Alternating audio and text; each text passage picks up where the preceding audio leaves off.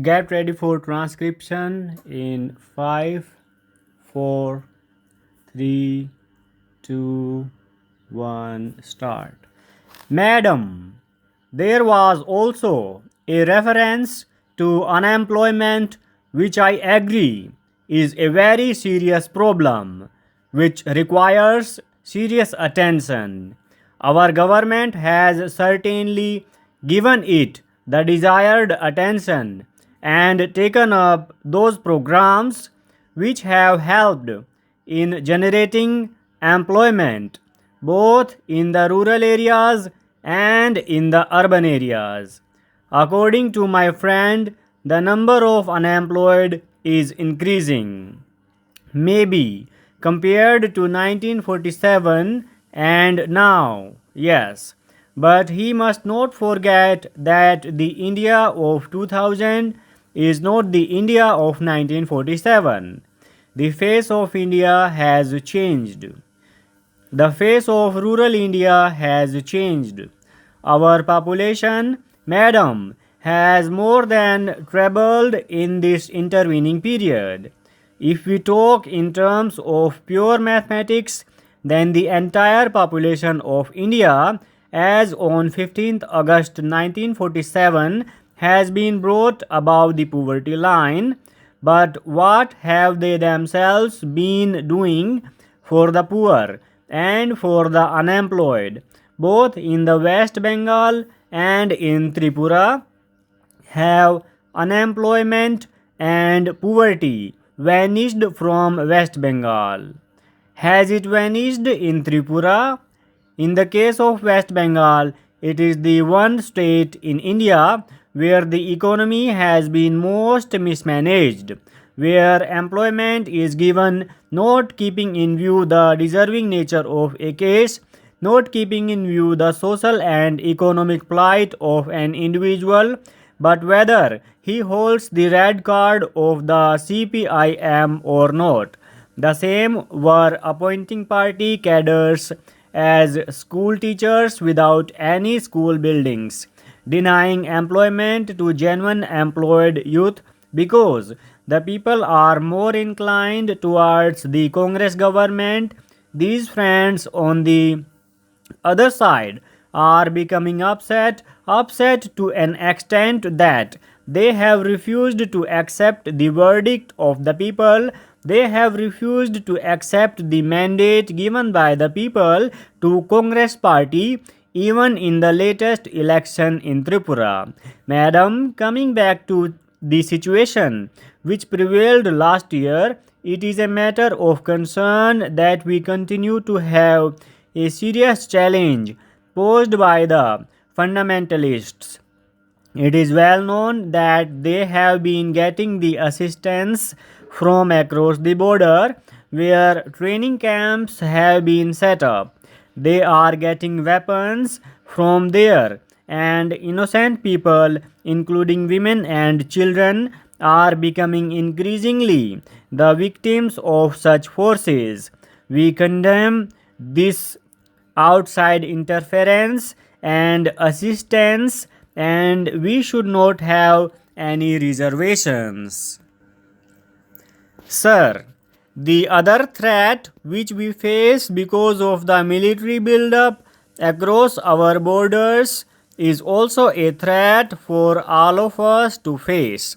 While I will dwell on it later, what I find is that friends on the other side sometimes ignore or refuse to accept that it is equally their responsibility to be one with the government on these issues, those issues which concern all of us as a nation. Last year, we have also seen the worst drought of the century, more severe than what was there in 1967. The drought affected 240 districts in the country. In some parts of Saurashtra and Rajasthan, it was for the third or fourth successive year that the drought was there, and in Bengal, Assam, and parts of Bihar do had floods. It was a great challenge, and I commend the government for having geared itself up. The government did not, for a moment, shy away from its responsibilities. In spite of the enormity of the challenge, the situation was met effectively. We all know with what promptness the central teams were dispatched to all the affected states to assess the damage or the loss. Timely assistance was provided to the people, particularly to the farmers. The public distribution system was strengthened. Water was made available. Essential commodities were made available, and there was no panic. In any other country, particularly in a developing country, a crisis of this magnitude would have resulted in panic. But here, we commend the government for having weathered the storm, and in addition to that, for the alertness with which the counter fiscal measures have been taken and financial discipline introduced in the country to check the inflationary trend. I will not go into details about the economic achievements which have been mentioned in detail by my esteemed colleague. But may I say that this challenge of drought is certainly not over. We must never be complacent. We have to invoke the latest technology to unearth our hidden groundwater resources. We have to ensure adequate growth in production of fodder and also strengthen our public distribution system. I have no doubt that the government, which has demonstrated clearly its abilities and its determination, will be able to do it.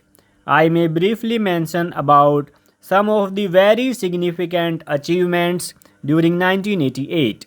In spite of all challenges, we expect an industrial growth of 8 to 9%.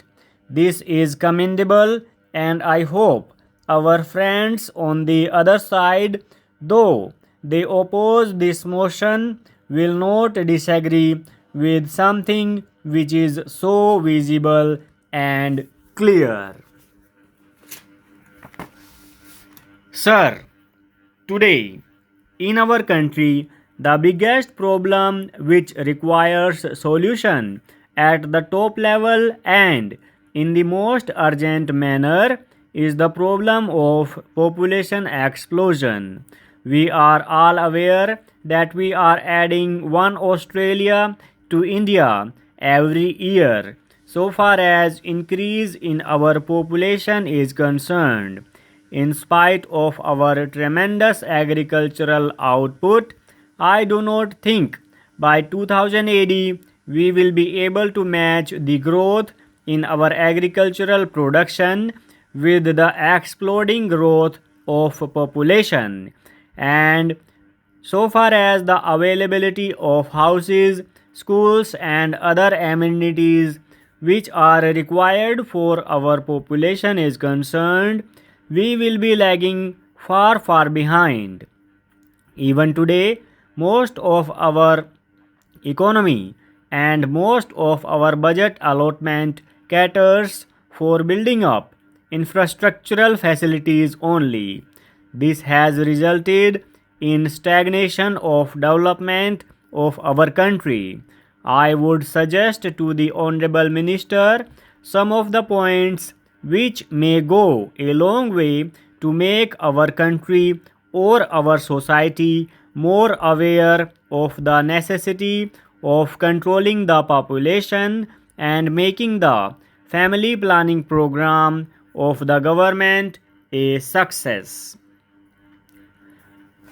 My first suggestion is that society's involvement should be more intensified. Today, most of the family welfare and family planning programs are being made, executed, and monitored by the government. My suggestion is that more and more non government social organizations should be involved. Full stop.